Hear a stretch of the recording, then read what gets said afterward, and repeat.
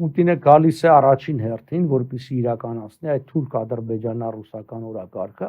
The first reason why Putin is coming to Armenia is to implement the Turkish-Azerbaijani-Russian agenda. That is to say, to impose the idea of that corridor or passage, which is very important because Russia is going to control that. This is a very important factor. The Russian FSB is going to be standing on both sides of the corridor or road, regardless of whether that corridor or road will be extraterritorial or not. The Russian FSB is going to be in full control.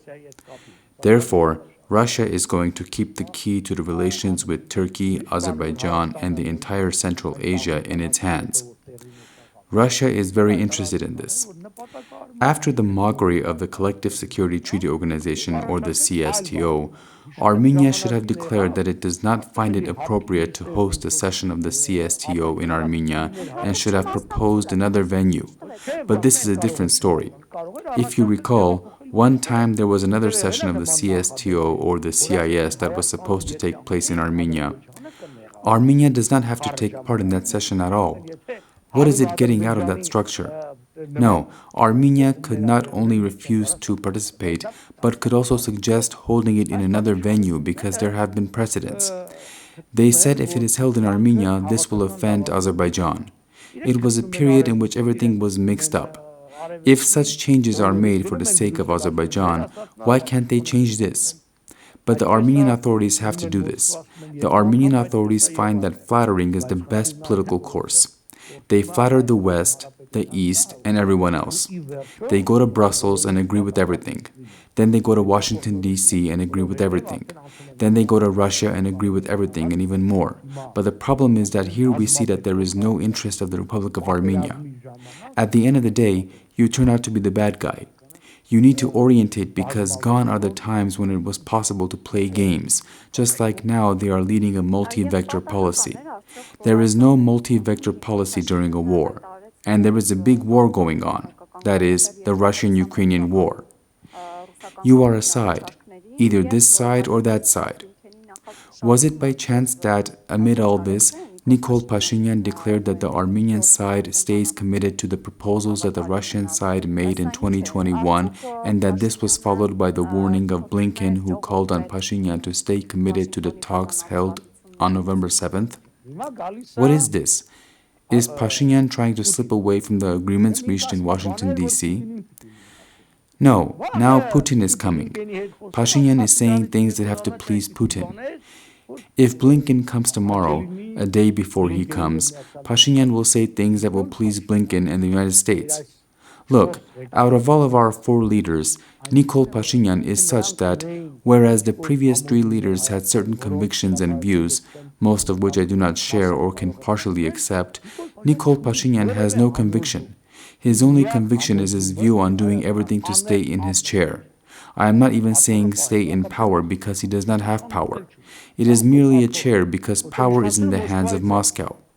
Moscow is the one that decides what Pashinyan needs to do. But he has a chair, that is, office, and this is why he is doing all that he is doing. If Russia's position becomes weak, I assure you that Nikol Pashinyan will become more pro-Western than you and me. He will beat chest and tell us that he had been saying this for years. Take a look at all of his speeches and statements. He has never stayed true to any of his viewpoints. He has always changed his viewpoints in a way that has been opportunistically appropriate for him at the given moment. And he continues to lead this policy. But the United States will not tolerate this policy for a long time, right? Yes, but the problem is that the United States has to be certain that when it no longer tolerates this, Nikol Pashinyan will not be replaced with more stereotypical pro-Russian forces. But Nikol Pashinyan succeeds in being re-elected due to the fact that he masterfully plays the card of Robert Kocharyan and Serge Sarkisyan all the time. In the United States, by providing an opportunity, and the United States has the opportunity, like the media, etc., Pashinyan says, look, if I resign, they will make a comeback. Or whereas I'm opportunistic and take both sides, if Kocharyan comes back, it will all belong to the Russians. So for now, it will be better for me to stay. As for the Russians, Pashinyan asks why there is a need to replace him with Kocharyan since, at the end of the day, He is doing all that Kocharyan will have to do and more than that. But what is different is that he is already talking about the handover of enclaves. In other words, I am certain that there will be more concessions in the future. The issue is the following.